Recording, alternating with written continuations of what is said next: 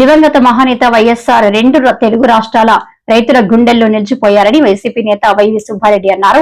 ప్రజలకు మేలైన సంక్షేమం అందించారు కాబట్టి వైఎస్ఆర్ అందరి గుండెల్లో నిలిచిపోయారు అని అన్నారు.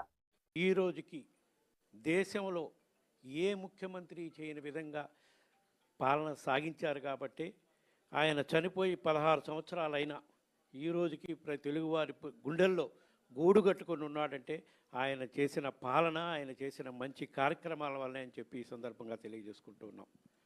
ఎందుకంటే ఏ ముఖ్యమంత్రి కూడా ఆలోచించలేదు దేశంలో ఎటువంటి సంక్షేమ కార్యక్రమాలు చేస్తే పేదవాడి జీవితంలో వెలుగులు నింపచ్చు, పేదవాళ్ళు చిరునవ్వుతో ఉండాలి, కష్టాలు ఉండకూడదు అని ఎన్నో గొప్ప ఆలోచనలు చేసి అన్ని వర్గాలకి సంక్షేమ కార్యక్రమాలు, అభివృద్ధి కార్యక్రమాలు రెండు కళ్ళలాగా భావించి ఆ రోజు ఉమ్మడి ఆంధ్రప్రదేశ్ రాష్ట్రంలో పాలన కొనసాగించారు.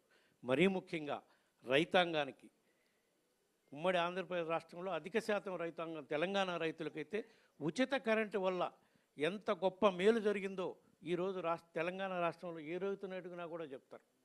అంటే మనకన్నా తెలంగాణలో రైతాంగానికి ఎక్కువ కరెంటు మీద ఎక్కువ ఇది ఉంటుంది కాబట్టి ఇప్పటికీ 2 తెలుగు రాష్ట్రాల్లో రైతులు రాజశేఖర రెడ్డి గారి పేరు చెప్పుకునే విధంగా ఆ రోజు ముఖ్యమంత్రి అయిన మొదటి రోజే తొలి సంతకమే ఉచిత కరెంటు మీద పెట్టి దేశంలోనే ఉచిత కరెంటు మొట్టమొదటి ఇచ్చిన రాష్ట్రంగా ఆంధ్రప్రదేశ్ రాష్ట్రం నిలబడే విధంగా చేశారు ఆ రోజు రాజశేఖర రెడ్డి గారు. అందుకే ఇప్పటికీ రైతులు ఎక్కడున్నా సరే 2 తెలుగు రాష్ట్రాల్లో రాజశేఖర రెడ్డి గారిని వారిని గుండెల్లో పెట్టుకుని చూసుకునే కార్యక్రమాలు చేశారు.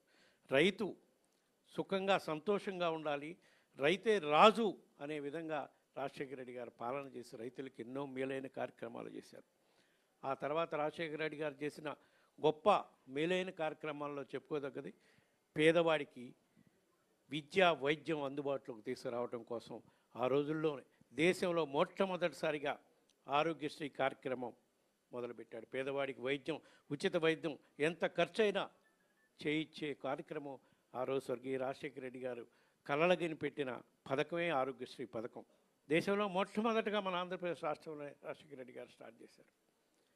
అదేవిధంగా ఫీజు రియంబర్స్మెంట్, పేదవాళ్ళు ఇంజనీర్లు, డాక్టర్లు, ఐఏఎస్లు, ఐపీఎస్లు చదవాలంటే ధనికులే కాదు పేదవాడు కూడా అర్హుడు అని 2 తెలుగు రాష్ట్రాల్లో ఎంతోమంది యువకులు ఈరోజు వివిధ దేశాల్లో వివిధ పదవుల్లో ఉద్యోగాల్లో ఉన్నారంటే అది రాజశేఖర రెడ్డి గారు ఆ రోజు రాష్ట్రంలో తీసుకొచ్చిన ఫీజు రియంబర్స్మెంట్ పథకం వల్ల అని చెప్పి ఈ సందర్భంగా చెప్పుకోవాల్సిన అవసరం ఉంది. అదేవిధంగా సంక్షేమం, ఎవ్వరికి అర్హులైన ప్రతి వాళ్ళకి పార్టీలకు అతీతంగా, కులాలకు అతీతంగా అర్హులైన ప్రతి కుటుంబానికి సంక్షేమ పథకాలు ఇచ్చిన ఘనత స్వర్గీయ రాజశేఖర రెడ్డి గారిది ఆ రోజు ఉమ్మడి ఆంధ్రప్రదేశ్ రాష్ట్రంలో.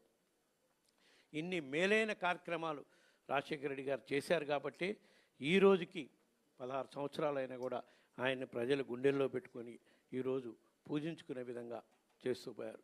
ఆయన మరణాంతరం ఆ రోజుల్లో 2004లో కానీ 2009లో కానీ ఆయన ఇన్ని గొప్ప కార్యక్రమాలు చేశారు కాబట్టి 2 సార్లు జాతీయ స్థాయిలో కూడా కాంగ్రెస్ పార్టీ అధికారంలో రావడానికి స్వర్గీయ రాజశేఖర రెడ్డి గారు కీలక పాత్ర పోషించారు అని చెప్పి సందర్భంగా చెప్పుకోక తప్పదు.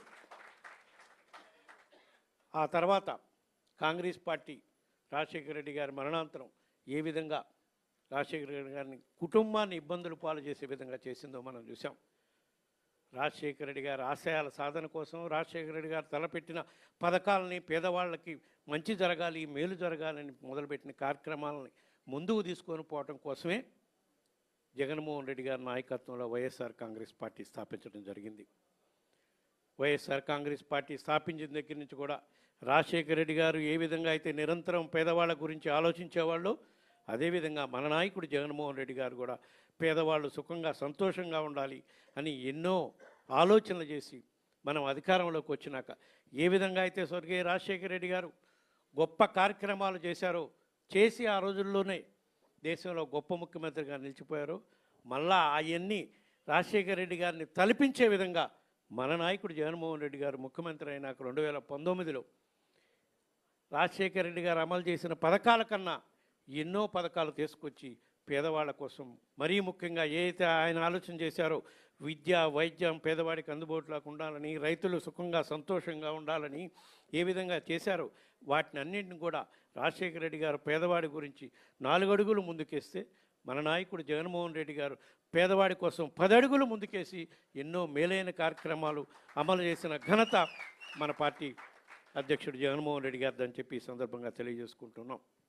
మరీ ముఖ్యంగా జగన్మోహన్ రెడ్డి గారు ముఖ్యమంత్రిగా ఉన్నప్పుడు రాష్ట్రంలో 5 సంవత్సరాల పాలనలో రైతులకు ఏ విధంగా మేలు చేశాం, విద్యార్థులకు ఏ విధంగా మేలు చేశాం, నాణ్యమైన విద్యా వైద్యం అందించడం కోసం స్వర్గీయ రాజశేఖర రెడ్డి గారు ఏ విధంగా ఎన్నో కార్యక్రమాలు చేశారో వాటిని ముందుకు తీసుకుపోతూ పేదవాడికి విద్యా వైద్యం వాళ్ళ ఇంటికే అందించాలి, వాళ్ళ ఊరికే అందించాలని ఎన్నో గొప్ప కార్యక్రమాలు జగన్మోహన్ రెడ్డి గారు మన రాష్ట్రంలో చేశారు.